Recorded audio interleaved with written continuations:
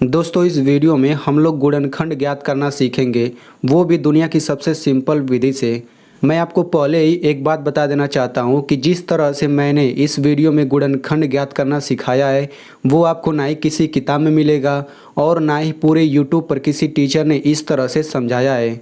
इस वीडियो को देखने के बाद एक कमज़ोर से कमज़ोर बच्चा भी गुणनखंड ज्ञात करना सीख जाएगा। और इस वीडियो की सबसे खास बात क्या है वो आपको मैं यहाँ पे बता देना चाहता हूँ। जैसे मान लीजिए आपको यहाँ पे एक सवाल दिया गया है और आपको ऐसे ही सवाल दिया जाएगा और आपसे कहा जाएगा गुणनखंड ज्ञात कीजिए, तो आप लोग बिल्कुल इस तरह से आप लोग गुणनखंड ज्ञात करेंगे और लास्ट में यहाँ पे आंसर आ जाता है। ठीक है, तो जैसे यहाँ पे आंसर आ जाता है तो आपको कन्फर्म नहीं पता चलता कि ये आंसर एकदम सही है।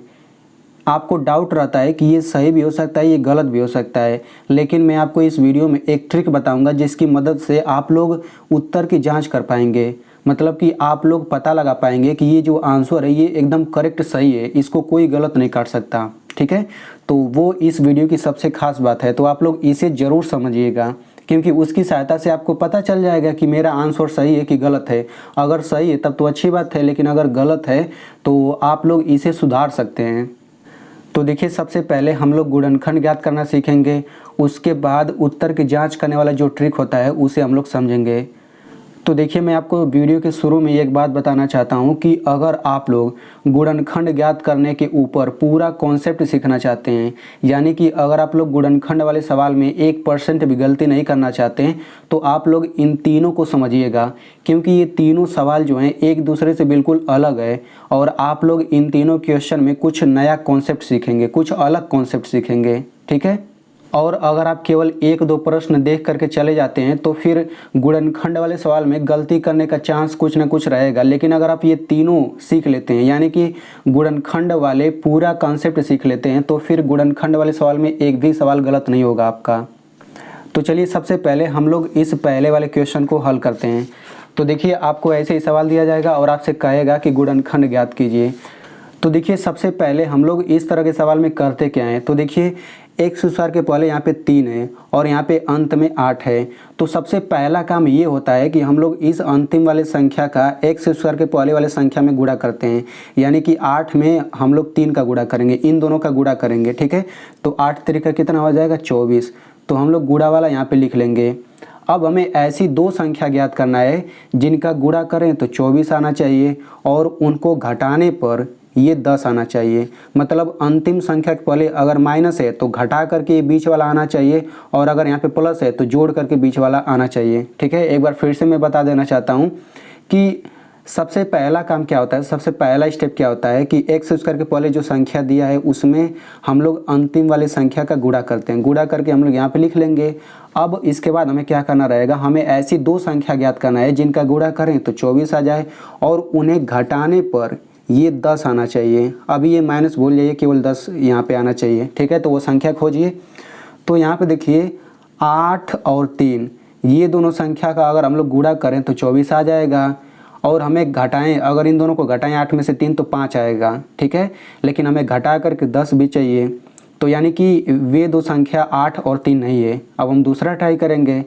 तो देखिए 12 और 2 देखिए ये दोनों ऐसी संख्या है, अगर हम लोग 12 और 2 का गुणा करें तो 24 आ जाएगा और 12 में से 2 को घटा दें तो देखिए 10 भी आ जाएगा।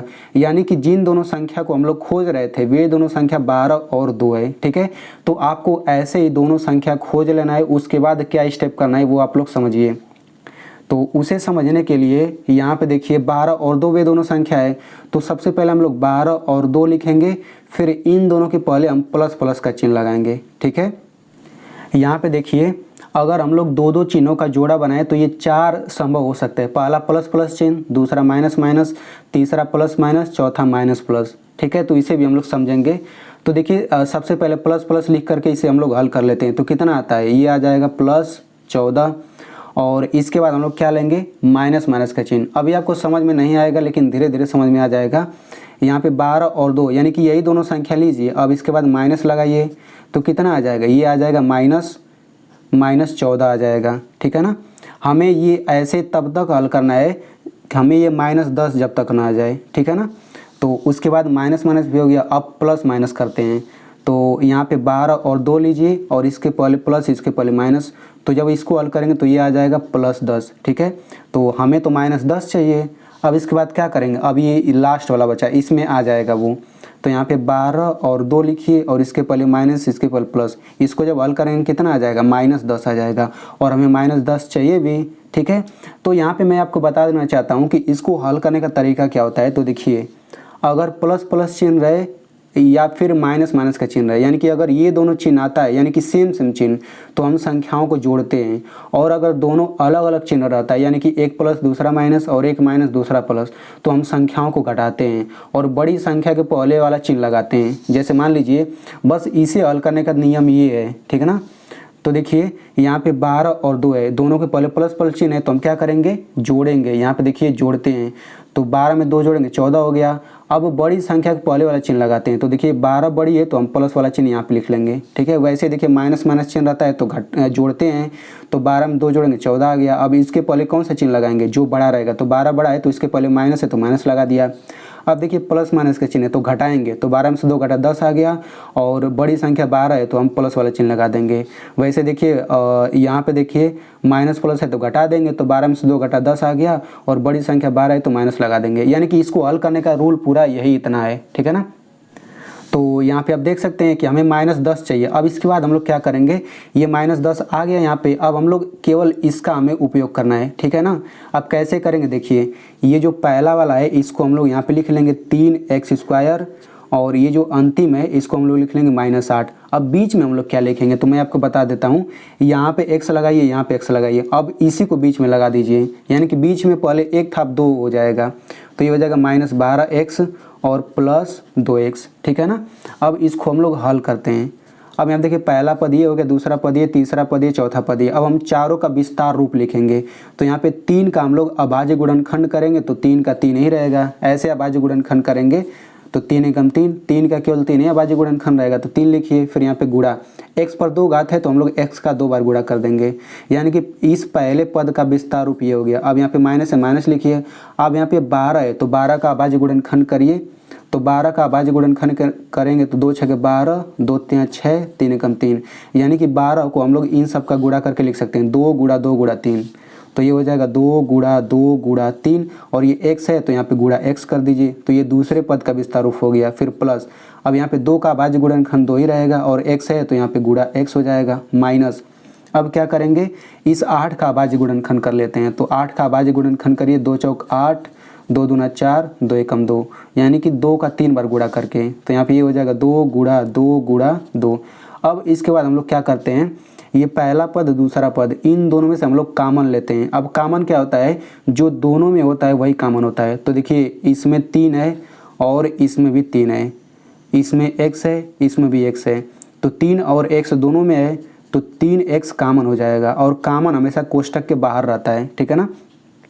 तो यहाँ पे बचा x, तो यहाँ पे x लिखिए, माइनस है तो माइनस लिख दीजिए।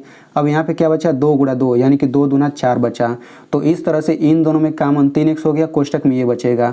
अब वैसे यहाँ पे बीच में प्लस है तो यहाँ प्लस लिखिए। अब इन दोनों का काम खत्म हो गया, यहाँ प्लस है प्लस लिख दीजिए। अब इन दोनों में कॉमन क्या है, यहाँ पे 2 है इसमें भी 2 है, बस, तो ये दोनों में है तो यहाँ पे 2 लिखिए और यहाँ पे कोष्टक में क्या बचेगा, यहाँ पे x बच जाएगा, माइनस से माइनस लिखिए, यहाँ पे देखिए 4 बच जाएगा तो 4 लिखिए। यानी कि आप लोग जब ऐसे कॉमन लेंगे ना तो जो यहाँ पे आता है सेम यहाँ पर भी आना चाहिए, यानी कि कोष्टक में जितना यहाँ पे आता है उतना ही यहाँ पर भी आना चाहिए, तभी आपका सही रहेगा। अब इसके बाद हम लोग क्या करेंगे, इसके बाद ये जो कोष्टक वाला है ना इसको हम लोग एक बार लिखेंगे x-4 और उसके बाद ये लिखेंगे 3x और ये +2, ठीक है ना। तो ये हो जाएगा इसका आंसर। तो यहाँ पे देखिए मैंने क्या किया, सबसे पहले ये जो कोष्टक वाला है इसको मैंने एक बार लिखा, फिर इसको मैंने लिखा। आप चाहें तो इसको पहले लिख सकते हैं, यानी कि 3x + 2 इसको आप पहले लिखिए और जो सेम है उसको एक बार लिखिए, तो ये भी आंसर सही है। यानी कि इसको पहले आपने लिख दिया, इसको बाद में, तो ये और ये दोनों ये आंसर सही है। अब आपको कैसे पता चलेगा कि ये आंसर एकदम सही है, 100% सही है, तो ये हम लोग वीडियो के लास्ट में सीखेंगे। तो इस तरीके से हमने पहले क्वेश्चन का गुणनखंड ज्ञात करना सीख लिया। चलिए अब हम लोग दूसरे प्रश्न को हल करते हैं। तो देखिए इसमें सबसे पहले हम लोग क्या करेंगे, यहाँ पे x² के पहले 4 है और यहाँ पे 5 है, तो सबसे पहले इन दोनों का गुणा करेंगे। सबसे पहला काम तो यही करना रहता है, तो 5 का 4 में गुणा करेंगे कितना आ जाएगा, 20 आ जाएगा। ठीक है, अब आपको ऐसी दो संख्या खोजना है जिनका गुणा करें तो 20 आ जाए और उनको जोड़ करके कितना आना चाहिए, 12 आना चाहिए। ठीक है, तो अब आप लोग वो दोनों संख्या खोजिए। तो यहाँ पे देखिए 5 और 4, अगर हम लोग 5 और 4 का गुणा करें 20 आ जाएगा और इनको जोड़ें तो 9 आएगा, लेकिन हमें तो 12 चाहिए, यानी कि वे दोनों संख्या 5 4 नहीं है। अब यहाँ पे हम लोग दूसरा ट्राई करते हैं। तो देखिए 10 और 2, अगर हम लोग 10 और 2 का गुणा कर दें तो 20 आ जाएगा और अगर हम लोग 10 में 2 जोड़ दें तो 12 आ जाएगा, यानी कि वे दोनों संख्या 10 और 2 है। ठीक है ना, अब हमने दोनों संख्या खोज लिया। उसके बाद हम लोग क्या करेंगे, यहाँ पे 10 और 2 लिखिए, सबसे पहले प्लस प्लस का चिन्ह लिखिए और हल करने में कितना आएगा, ये आ जाएगा +12, लेकिन हमें -12 चाहिए। अब हम लोग माइनस माइनस वाला लगाएंगे, ये 10 लिखिए 2 लिखिए, अब माइनस माइनस करिए तो इसे हल करने में कितना आ जाएगा, -12 आ जाएगा। अब मैंने हल करने का तरीका मैंने आपको बता दिया पहले ही। तो देखिए यहाँ पे -12 है तो यहाँ पे -12 आ गया। अब हम लोग क्या करेंगे, केवल इसका उपयोग करेंगे। तो सबसे पहले ये पहला वाला पद लिख लीजिए 4x², ये लास्ट वाला पद लिख लीजिए और बीच में इसके जगह पे हम लोग ये लिखेंगे, लेकिन यहाँ पे x लगाएंगे, यहाँ पे x लगाएंगे, तो ये हो जाएगा -10x -2x। ठीक है, अब इतना करने के बाद हम लोग क्या करेंगे, इतना करने के बाद हम लोग चारों का विस्तार रूप लिखेंगे। तो सबसे पहले इसका विस्तार रूप लिखिए, तो 4 का अभाज्य गुणनखंड करिए सबसे पहले। तो ये हो जाएगा 2 दूना 4, 2 एकम 2, यानी कि 4 को लिख सकते हैं 2 गुणा 2 गुणा x पर 2 घात है तो x का हम लोग 2 बार गुणा कर देंगे। तो पहला का विस्तार रूप ये हो गया। माइनस है माइनस लिखिए, अब 10 का अभाज्य गुणनखंड करिए, तो ये हो जाएगा 2 5 10, 5 एकम 5, यानी कि 10 का अभाज्य गुणनखंड हो जाएगा 2 गुणे 5 और यहाँ पे x है तो गुणा x, तो दूसरे का विस्तार रूप ये हो गया। फिर माइनस, अब इसका विस्तार रूप करेंगे तो 2 गुणा x हो जाएगा, प्लस यहाँ पे 5 का अभाज्य गुणनखंड 5 ही होगा। ठीक है, तो ये तीसरे का विस्तार रूप हो गया, ये चौथे का। अब हम लोग पहले और दूसरे में कॉमन ले लेते हैं। तो देखिए इसमें 2 है, इसमें भी 2 है, इसमें x है, इसमें भी x है, बस यानी कि 2 और x ये कॉमन हो जाएगा और कोष्टक में क्या बचेगा, यहाँ पे 2 और x कोष्टक में बच जाएगा। फिर माइनस से माइनस लिखिए, यहाँ पे 5 बच जाएगा तो यहाँ पे 5 लिखिए। तो इन दोनों का काम खत्म। अब यहाँ पे माइनस है तो माइनस लिख लीजिए। अब देखिए इन दोनों में, इसमें और इसमें कोई भी कॉमन नहीं दिख रहा है।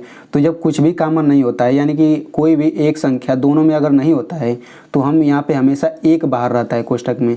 तो जब यहाँ पे बाहर एक आ गया तो यहाँ पे अंदर सेम टू सेम उतार लेते हैं। तो यहाँ पे 2x यहाँ पे आ जाएगा और यहाँ पे प्लस है तो यहाँ पे हम प्लस लिखेंगे, यहाँ 5 है तो 5। ठीक है ना, तो यहाँ पे आप लोग देख सकते हैं कि यहाँ पे 2x - 5 आ रहा है, यहाँ पे 2x + 5 आ रहा है। लेकिन अभी मैंने आपको बताया कि यहाँ पे जो आता है सेम यहाँ पर भी आना चाहिए। ठीक है ना, तो यहाँ पे तो माइनस आ रहा है लेकिन यहाँ पे प्लस आ रहा है, तो हम लोग क्या करेंगे, यहाँ पे प्लस की जगह पे हटा करके माइनस लिखेंगे। अब देखिए ये और ये दोनों एक जैसा हो गया, बिल्कुल एक जैसा हो गया। तो आप लोग हमेशा याद रखिएगा कि अगर आपने दोनों संख्या सही तरीके से खोजा है तो यहाँ पे जो आता है सेम यहीं पे आना चाहिए। तो यहाँ पे माइनस है तो हम इसको भी माइनस कर देंगे। ठीक है ना, इतना आप लोग याद रखिएगा। अब ऐसा ये क्यों हो रहा है ये भी आप लोग रीजन अब समझ लीजिए। देखिए यहाँ पे कोष्टक लगा है और कोष्टक के बाद 2x है, तो अगर हम लोग 2x का इन दोनों में गुणा करें तो ये दोनों पद आ जाएगा। तो ठीक वैसे ही -1 का अगर हम लोग इन दोनों में गुणा करेंगे तो ये ऊपर वाला आ जाना चाहिए। ठीक है, तो देखिए 2x में गुणा करेंगे 4x² आ गया, 2x का -5 में गुणा करेंगे -10x आ गया। अब वैसे ही अगर -1 का इन दोनों में गुणा करें तो ऊपर वाला आना चाहिए। तो -1 का 2x में गुणा करेंगे -2x आ गया, -1 का -5 में गुणा करेंगे तो माइनस माइनस प्लस और ये 5, तो देखिए +5 आ रहा है। लेकिन अगर हम लोग यहाँ पे प्लस कर देते हैं तो माइनस प्लस माइनस हो जाता, -5 आता है, लेकिन यहाँ पे तो +5 है इसीलिए। ठीक है ना, अगर आपको समझ नहीं आया तभी कोई बात नहीं है, बस आप इतना याद रखिएगा कि यहाँ पे जितना आता है हमें यहाँ पर उतना ही बना देंगे दूसरे वाले को। ठीक है ना, तो इस तरह से क्या हो जाएगा, ये कोष्टक वाला हो जाएगा 2x - 5 और दूसरे कोष्टक में हो जाएगा 2x - 1, 2x - 1, तो ये हो जाएगा आंसर। या फिर आप लोग क्या कर सकते हैं, इस वाले को पहले कर लीजिए 2x - 1 और इस वाले को बाद में कर लीजिए 2x - 5, ये भी आंसर सही है। ठीक है ना, तो इस तरीके से हमने इसका भी गुणनखंड ज्ञात करना सीख लिया। चलिए अब हम लोग तीसरे प्रश्न को हल करते हैं। तो इसमें भी सबसे पहले क्या करेंगे, यहाँ पे अंतिम संख्या 8 है तो इसका गुणा हम लोग x² के पहले जो संख्या रहता है उसमें हम लोग करते हैं। तो देखिए यहाँ पे x² के पहले कोई संख्या नहीं है तो हम लोग यहाँ पे 1 मान के चलते हैं। तो 8 का 1 में गुणा करेंगे तो 8 आ जाएगा। ठीक है, अब आपको ऐसी दो संख्या ज्ञात करना है जिनका गुणा करें तो 8 आ जाए और उनको घटाने पर कितना आना चाहिए, 7 आ जाना चाहिए। ठीक है, तो चलिए दोनों संख्या खोजते हैं। तो देखिए 4 और 2, अगर हम लोग 4 और 2 का गुणा करें तो 8 आ जाएगा और 4 में से 2 घटाएं तो 2 आ जाएगा, लेकिन हमें तो 7 चाहिए घटा करके ना। तो अब हम लोग दूसरी संख्या खोजेंगे। तो यहाँ पे 4 और 2 नहीं है। अब यहाँ पे देखिए 8 और 1, अगर हम लोग 8 और 1 का गुणा कर दें तो 8 आ जाएगा और अगर हम लोग 8 में से 1 को घटा दें तो 7 आ जाएगा, यानी कि वो दो संख्या 8 और 1 है। ठीक है, तो देखिए जब भी हम लोग ऐसे दोनों संख्या खोजते हैं और बहुत ज़्यादा ट्राई करने के बाद अगर आपको नहीं मिल रहा है तो आप वही संख्या लीजिए और यहाँ पे 1 भी ले लीजिए, उसके बाद आप ट्राई करिए। ठीक है ना, तो यहाँ पे देखिए 8 और 1 वो दोनों संख्या मिल गया। तो इसके बाद हम लोग क्या करेंगे, सबसे पहले 8 और 1 लिखेंगे, फिर प्लस प्लस करेंगे। तो इसे हल करके कितना आ जाएगा, +9 आ जाएगा, लेकिन हमें तो +7 चाहिए। अब क्या करेंगे, 8 और 1 लिखिए, माइनस माइनस लगाइए, तो ये कितना आ जाएगा, -9 आ जाएगा, लेकिन हमें तो +7 चाहिए। अब इसके बाद क्या करेंगे, अब हम लोग 8 1 लिखेंगे, फिर प्लस माइनस लिखेंगे। अब देखिए प्लस माइनस करेंगे तो ये कितना आ जाएगा, +7 आ जाएगा, यानी कि देखिए +7 यहाँ पर भी हमें यही चाहिए, तो हम लोग इसका यूज करेंगे। अब हम लोग क्या करेंगे, ये पहला पद उतार लीजिए x², ये अंतिम पद उतार लीजिए और यहाँ पे x लगा दीजिए, यहाँ पे x, इसको यहाँ पे लिख लीजिए, तो ये हो जाएगा +8x - 1x। ठीक है, अब इसके बाद क्या करेंगे, सभी का विस्तार रूप लिखिए। यहाँ पे x² का विस्तार रूप हो जाएगा x गुणा x, तो पहला का विस्तार रूप हो गया प्लस है, प्लस लिखिए। अब यहाँ पे इसका विस्तार रूप लिखिए, तो 8 का अभाज्य गुणनखंड करिए, तो ये हो जाएगा 2 चौक 8, 2 दूना 4, 2 एकम 2, यानी कि 2 गुणा 2 गुणा 2 गुणा ये x भी है, तो दूसरे का अभाज्य गुणनखंड ये हो गया, फिर माइनस। अब यहाँ पे 1 है तो ये हो जाएगा 1 गुणा x माइनस, यहाँ पे 8 है तो 8 का अभाज्य गुणनखंड हो ही गया, 2 गुणा 2 गुणा 2, ये हो गया। ठीक है, अब यहाँ देखिए इन दोनों में कॉमन लीजिए, तो इसमें x है, इसमें भी x है, तो बस x कॉमन है, तो यहाँ पे x लिख लीजिए और कोष्टक में क्या बचेगा, यहाँ पे x बच जाएगा, प्लस है, प्लस लिखिए, 2 दूना 4 दूना 8, यहाँ पे 8 बच जाएगा। ठीक है, अब उसके बाद क्या करेंगे, इन दोनों का काम खत्म, अब इन दोनों में से कॉमन लेते हैं, तो माइनस है तो माइनस लिख लीजिए। अब देखिए इसमें और इसमें दोनों में कोई सेम चीज़ नहीं मिल रहा है, यानी कि इसमें से कॉमन कुछ भी नहीं है, तो जब कॉमन कुछ भी नहीं रहता तो हम लोग एक कॉमन लेते हैं, एक हमेशा रहता है। बिल्कुल ये दूसरे क्वेश्चन जैसा है, दूसरे में जैसे कॉमन नहीं मिल रहा था तो हम लोग एक कॉमन लेकर लिए थे ना, वैसे ही। तो यहाँ पे एक कॉमन हो गया, तो यहाँ पे देखिए अब इन दोनों का गुणा कर लीजिए, तो 1 का x में गुणा करेंगे तो x ही आएगा, क्योंकि 1 का गुणा किसी में करेंगे तो उतना ही आता है। अब यहाँ पे माइनस है तो माइनस लिखिए, यहाँ पे इन सब का गुणा करिए तो ये 8 आ जाएगा, लेकिन यहाँ पे देखिए x + 8 आ रहा है, यहाँ पे x - 8, तो मैंने आपको बताया कि जो यहाँ पे रहता है यही वाला यहाँ पे रहना चाहिए, तो इसमें तो प्लस है तो ये भी हम प्लस कर लेंगे। ठीक है, अब इसके बाद क्या हो जाएगा, एक कोष्टक में हो जाएगा x + 8, दूसरे कोष्टक में हो जाएगा x - 1, तो ये आंसर हो गया। ठीक है, या फिर ये भी आंसर हो सकता है x - 1 और x + 8, ये भी आंसर सही है। ठीक है, तो देखिए यहाँ पे एक चीज़ और समझ लीजिए, मैंने देखा है कि ज़्यादातर बच्चे ये गलती कर रहे थे। जैसे मान लीजिए यहाँ पे ये आंसर आ गया, ठीक है, तो इसको बहुत बच्चे इस तरह से लिख रहे थे, जैसे मान लीजिए लिखेंगे x + 8 और यहाँ पे लिखेंगे x - 1, लेकिन बीच में यहाँ पे प्लस लगा रहे थे चिन्ह, या फिर माइनस लगा दे रहे थे चिन्ह, ये गलत है। हमेशा याद रखिएगा, यहाँ पे दोनों कोष्टक लिखिएगा और यहाँ पे बीच में कोई चिन्ह नहीं रहता, मतलब यहाँ पे गुणा का चिन्ह रहता है। ठीक है ना, क्योंकि अगर दो कोष्टक के बीच में कोई चिन्ह नहीं है तो हमेशा गुणा का चिन्ह रहता है, यानी कि आप यहाँ पे बीच में कोई चिन्ह नहीं लगाएंगे। जैसे यहाँ पे प्लस लगा दिए तो ये गलत है, माइनस लगाने गलत है। आप हमेशा इनके बीच में गुणा का चिन्ह लगा सकते हैं, नहीं तो आप गुणा का चिन्ह भी नहीं लगा सकते हैं, क्योंकि यहाँ पे अगर कोई चिन्ह नहीं है तो वो गुणा का चिन्ह रहता है। ठीक है ना, और यहाँ पे दोनों लिख करके दोनों जगह कोष्टक भी लगाना जरूरी है, तो ये गलती आप लोग मत करिएगा, इसीलिए मैंने आपको बता दिया। अब हम लोग ये समझ लेते हैं कि उत्तर की जांच कैसे करते हैं। ठीक है, तो देखिए उत्तर की जांच कैसे करेंगे, जैसे मान लीजिए इसको हमने हल किया और हल करने के बाद ये आंसर आ गया। ठीक है, तो अब हम लोग कैसे मतलब 100% भरोसा करेंगे कि ये सही है, तो देखिए इसके लिए मैं आपको बता देता हूँ। हम लोग क्या करेंगे, यहाँ पे x बराबर हम लोग 1 ले लेते हैं अपने मन से। ठीक है ना, यहाँ पे मैंने x बराबर 1 ले लिया, आप चाहें तो कुछ भी ले सकते हैं। तो हम लोग x बराबर 1 ले लेंगे और इसको हम लोग क्या मेन सवाल में रखेंगे, यानी कि मेन सवाल में जहाँ पर भी x है वहाँ पर हम लोग 1 रखेंगे। ठीक है, और ये मेन जो उत्तर है यानी कि जो आंसर आया है इसमें भी हम लोग x बराबर 1 ही रखेंगे। यानी कि हमने x बराबर 1 लिया तो इसको हम लोग क्वेश्चन में रखेंगे और x बराबर 1 हम लोग इसमें उत्तर में भी रखेंगे। दोनों अलग अलग संख्या नहीं रहेगा। यहाँ पे मैंने 1 लिया तो यहाँ पर भी 1 रहेगा, यहाँ पे मैंने 2 लिया तो यहाँ पर भी 2 ही रहेगा, ठीक है ना। तो चलिए सबसे पहले x बराबर 1 हम लोग इस सवाल में रखते हैं। यानी कि इस सवाल में जहाँ पर भी x है वहाँ पे 1 रख दीजिए और हल कर लीजिए।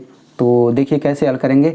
यहाँ पे x का स्क्वायर है यानी कि कितना हो जाएगा 1 का स्क्वायर फिर प्लस ये हो जाएगा 7 और यहाँ पे बीच में कोई चिन्ह नहीं तो गुणा का चिन्ह है यहाँ पे, तो 7 गुणा इसके जगह 1 हो जाएगा -8।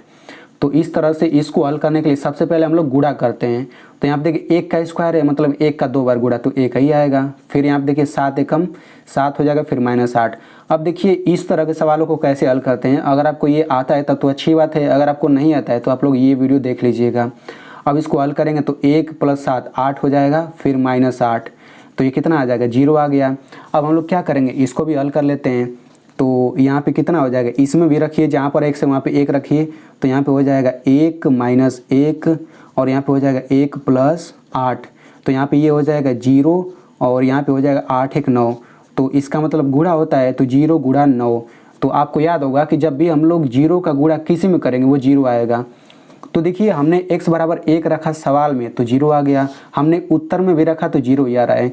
तो अगर दोनों सेम आ रहा है जैसे यहाँ पे 0 आ गया यहाँ पे भी 0 आ गया, दोनों अगर सेम आ रहा है तब तो आपने सही हल किया है। अगर दोनों सेम नहीं आ रहा है तब आपका आंसर गलत है, ठीक है ना। तो देखिए यहाँ पर भी 0 आ रहा है और यहाँ पर भी 0 आ रहा है यानी कि आपका उत्तर सही है। तो चलिए हम लोग इसी तरह से दूसरे वाले को भी चेक कर लेते हैं। तो देखिए दूसरे वाले को हमने हल किया और हल करने के बाद कितना आ गया आंसर। चलिए इस बार हम लोग इसको ले लेते हैं तो हमारा आंसर इतना आ गया। तो हम लोग क्या करेंगे x बराबर 1 इस सवाल में रख लेते हैं। तो इसी सवाल में रखिए तो कितना हो जाएगा, हमने x बराबर 1 लिया है तो ये हो जाएगा 4 गुणा यहाँ पे बीच में गुणा ना है और ये हो जाएगा 1 का स्क्वायर फिर माइनस ये हो जाएगा 12 गुणा 1 फिर ये हो जाएगा +5। तो इसमें सबसे पहले हम लोग गुणा वाले को हल करते हैं। तो देखिए 1 का स्क्वायर 1 ही होगा और 4 एकम 4 फिर माइनस 12 एकम 12 फिर +5।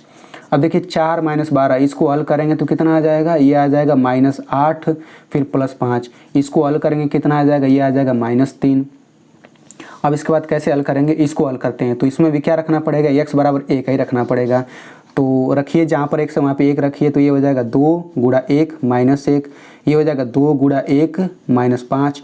तो यहाँ पे सबसे पहले गुणा वाले को हल करेंगे तो ये हो जाएगा 2 एकम 2 -1 और 2 एकम 2 -5। तो ये कितना आ जाएगा, 2 में से घटेगा 1 आ गया और यहाँ पे 2 में से 5 घटेगा -3 आ गया। तो इसको हल करेंगे यानी कि 1 और -3 का गुणा करेंगे तो ये हो जाएगा -3। अगर आपको इसका भी गुणा करना नहीं आता प्लस माइनस का तो यहाँ पे आप लोग देख लीजिएगा इस वीडियो को।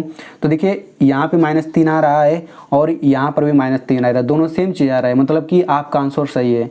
तो आई होप आप लोग आंसर चेक करना समझ गए होंगे। तो यहाँ पे अब मैं आपको यहाँ पे सवाल दे देता हूँ, आप लोग उस सवाल को हल करिएगा। लेकिन सवाल को हल करने से पहले यहाँ पे आप लोग एक चीज़ और समझ लीजिए, ठीक है, कि देखिए मैंने सवाल को हल करने के लिए इतना मैंने आपको गोजा है, इधर भी मैंने इतना कुछ किया है, तो आप लोग ऐसे नहीं हल करेंगे, ठीक है ना। कैसे हल करना है, देखिए आपको ऐसे ही सवाल दे देगा तो आप लोग बिल्कुल इस तरीके से हल करेंगे। जो मैंने यहाँ पे ये सब कुछ लिखा है, ये सब कुछ आपको ये सब कुछ नहीं लिखना है, यहाँ तक ये अभाज्य गुणनखंड भी नहीं करना है, आपको ये सब रफ में करना है, ठीक है ना। रफ में करने के बाद आप लोग मेन कॉपी पे ऐसे लिखेंगे, ठीक है ना। तो आप लोग इसके बाद विस्तार रूप लिख करके भी कॉमन ले सकते हैं या फिर इसके बाद आप लोग ये वाला स्टेप छोड़ सकते हैं, इसके बाद ये वाला कर सकते हैं, ठीक है ना। तो चलिए अब मैं आपको यहाँ पे सवाल दे देता हूँ, आप लोग गुणनखंड करके कमेंट में ज़रूर बताइएगा। तो सवाल क्या है लिख लीजिए, 3x² -7x -6। तो आप लोग इसको हल करके कमेंट में इसका आंसर ज़रूर लिखिएगा। और मैं आपसे एक रिक्वेस्ट करना चाहता हूं कि आप मेरे चैनल को सब्सक्राइब करें या ना करें उससे कोई फ़र्क नहीं पड़ता, लेकिन आप लोग इस वीडियो को मेरी मेहनत के लिए अपने दोस्त के साथ ज़रूर शेयर करिएगा, क्योंकि अगर आपको समझ आ गया है तो आपके दोस्त को भी समझ आ जाएगा। तो आप लोग ज़रूर शेयर करिएगा।